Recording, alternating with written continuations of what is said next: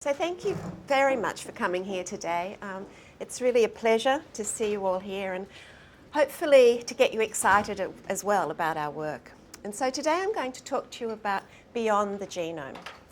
And the reason I'm going to talk to you about that is to introduce you to why we have a new division at the Garvan. And the new division, as you've just heard, is called genomics and epigenetics, which is quite a mouthful. But at the end of this presentation, I hope you'll understand why we have this new division and what epigenetics is and why it's important for us to study it in the context of the epigenome. So I'm going to tell you about what epigenetics is, why we think it's important, both for normal development and why it's important that we understand it to be able to combat many diseases, including cancer. So, to start this journey, I'm going to introduce you to this familiar fellow that I'm sure you know who it is. Does anyone know who this is? Yes, that's right. So this is Dolly, who, as you all know, was the first cloned mammal. And this happened actually back in 1996 and was obviously very exciting for us to be able to show that inside one cell, so the nucleus of the cell that came from a mammary gland was transplanted into an egg, and just from that one cell they were able to recreate a sheep. And that is really quite remarkable. And it led to many, many discoveries, but in particular it led to the cloning of many other animals. And I'm not sure if you know about this history, but in 2001 there was a company called Genetics Saving and Clone. So this company was formed because they thought they'd provide a service, which was when your pet cat got old and you wanted to replace it, they'd provide a service for cloning your pet cat. And this was Rainbow here on the left was the donor of the first cloned cat. And they spent a lot of time in this company perfecting this technology. And before they got their first clone cat, they already named it Copycat because they thought Copycat would look identical to Rainbow, and hence it was going to be a very successful company. But lo and surprise, when the kitten was born, this is what Copycat looked like. So unlike Dolly the Sheep, where all sheep look alike, obviously Copycat was different. So Copycat had exactly the same genome, exactly the same genetics, but it was epigenetically different. So this is telling us for the first time that epigenetics, epi meaning above genetics, is important for us to understand development and how it affects what we look like and many other traits. So it leads us to this fundamental question of what makes a cell a cell. We all have the same DNA in our cells, so the same DNA is in the brain cell, in a fat cell, and yet they're different, just like Copycat is different to its mother. So it's a fairly fundamental question. If we have the same DNA, how do we have different cell types? So how is each cell type different? And this is because each cell has a different epigenome. It has different information above the DNA sequence. Now, what I'm going to tell you about now is how its epigenetic information allows our genome to be partitioned, and so the DNA sequence can be read properly, read differently in each cell type. So this gives you an example. So I don't know whether anybody can read that. It's quite difficult to read. It's the letters of the alphabet, but it's quite difficult without punctuation. And so we like to relate epigenetics to the genetic punctuation in the cell. So if we add punctuation to this text, then now it's a lot easier to read. And that's exactly what epigenetics does to the genome. It allows the cell to read the DNA sequence. So another way of picturing the epigenome, this is, I think, one of the, to me, the nicest images of how we can visualise what an epigenome is. You all know what the DNA double helix looks like, but DNA isn't naked. When you actually look at it inside the cell, this is DNA wrapped around nucleosomes. So DNA is covered in proteins. And it's this beads on a string, and it's this shape here that is the picture of the epigenome. And so as I said before about punctuation, it's this epigenetics, that's the punctuation of the genome, that allows this complex interaction of proteins with the DNA. So if we zoom in even further inside the cell up here, you can see that this is the DNA unravelled. And I don't know whether you are all aware, but if you take this DNA and stretched it from one end to the other, it would be 2 meters long. So inside every cell we have 2 meters of DNA. And this is why we need a structure to be able to wind that DNA in such a way that it is interpreted properly in each cell type. And so it's these balls on a string here that provide the structure for the DNA to be wrapped around.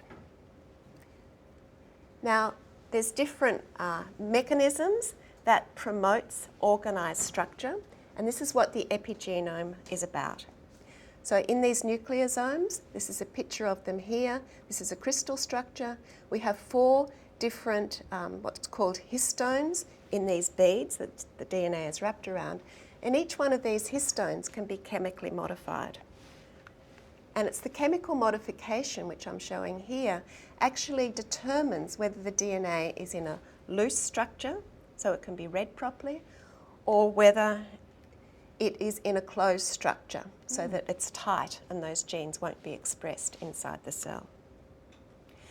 The other epigenetic modification that we work on is something called DNA methylation. So as you know, there's 4 bases in DNA, but one of those bases, called cytosine, can be methylated, and this is this chemical modification here. And methylated cytosine is often called the 5th base. And that's really important to understand, because it means that it's not just the 4 bases that determines how the genes are controlled in each cell type, but the methylation also makes a very important difference for understanding gene control. And there's 26 million cytosine sites in our genome. And so that's 26 million possibilities of changing the methylation. It's pretty staggering. And so when we look now at our epigenome, it's these histone modifications and the DNA methylation, and that pattern is different in every cell type. So even though they all have the same DNA sequence, they have this different punctuation above that DNA sequence. And this is why Copycat was so different to the mother donor cell, because Copycat had a different epigenome. Because when we're born, we get a new epigenome in each embryo. And that epigenome changes also with development as we get older. So it is quite transient. Unlike our genetic sequence, which is stable, our epigenome is transient. And it can be impacted by environment. It can be impacted by our diet. It can be impacted by chemicals. And so it's actually a very important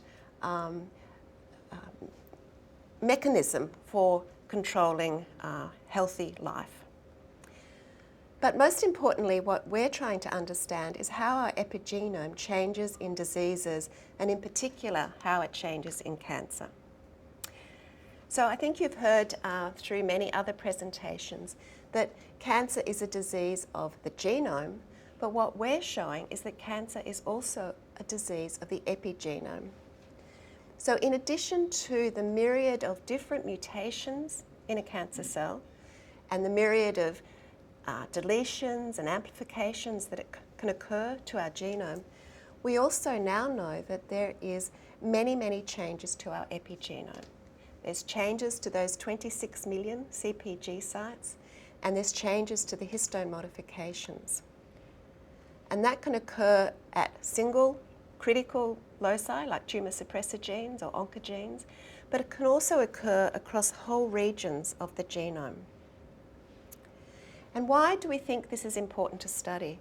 It's because it gives us a new way of being able to diagnose the cancer cells, so looking for cancer biomarkers, but also provides a new therapy target, because we can change the DNA methylation status with drugs, and we can change the histone modification with drugs. So it provides a whole new avenue for us to be able to diagnose and treat cancer. So I'm just going to take you on a little journey of how technology has really changed and impacted on our discovery. So for us to be able to look inside the cell and to be able to determine the DNA sequence, you all know that we have these wonderful new machines that allow us to sequence our DNA. But when we sequence our DNA, we don't look at the DNA methylation. So what we have done over the last 5 years is to develop a new technology that allows us, when we sequence DNA, we also sequence the methylation pattern. So it gives us that extra layer of information that we believe is critical for understanding gene control. We also can sequence histone modifications, and so these layers of information allow us to build a really big picture of what is happening above the DNA, to understand whether a gene is active, which is represented here by mountains, or whether it's silenced, which is represented here by the flat ocean. Now, in the 1980s to 1990s, we could only do this at a single gene approach. So we would have to do a walk across the genome, and that was incredibly laborious. And now we have the sequencing technology that allows us to do genome-wide studies of not just the DNA sequence, but sequencing the methylome and sequencing histone modifications called chromatin chip-seq and RNA sequencing. So this is a huge amount of information, a huge amount of data now that we can generate to allow us to form maps of each cell type. So we can form maps of breast cells, maps of brain cells, and then compare how these maps look in disease states.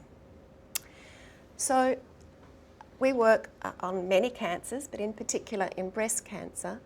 And one of the biggest challenges for all cancers, but also for breast cancer, is to be able to detect the cancer early, because if you detect it early, you have much better treatment options, but also to be able to predict the outcome, because some cancers are very aggressive and need aggressive treatment, where other cancers are more indolent and therefore the treatment doesn't have to be as aggressive. And so we've been looking at breast cancer to be able to see whether epigenetic biomarkers can help us to both detect it early and to predict outcome. And so this year we've just published 2 papers, and this is just one of them, where we've been doing methylation sequencing in breast cancer to find epigenetic biomarkers. And in this particular study that was published in Nature Communications in February, we were looking at triple-negative breast cancer. And we found that there was distinct methylation patterns that were associated with poor prognosis. And so with these molecular marks, we can now look at women, look at their breast cancers, and then use this information to predict whether these cancers are going to be aggressive or not. And so we're very excited by this new work, and we're starting larger clinical trials to be able to move this forward. So, as I said, understanding the epigenome, we believe, is really going to be the next step beyond understanding the genome. And that's because it's got a lot of promise for, as I said, early detection, risk detection of cancer, also response to therapy. It allows us to provide a marker to see how people respond, whether the cancer comes back early or not. And also as targets for epigenetic therapy. As I said, you can change the methylation pattern and you can change the histone modifications.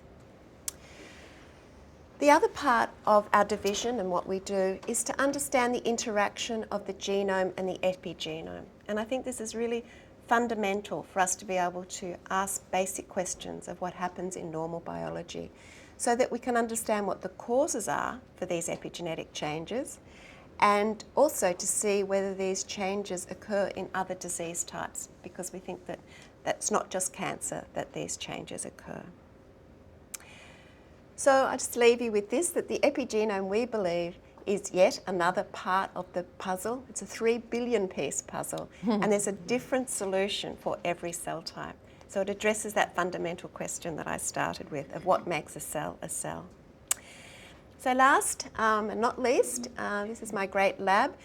We have a large lab with a team of senior group leaders, bioinformaticians, which are incredibly important to be able to understand these large data sets, many PhD students and postdoctoral fellows.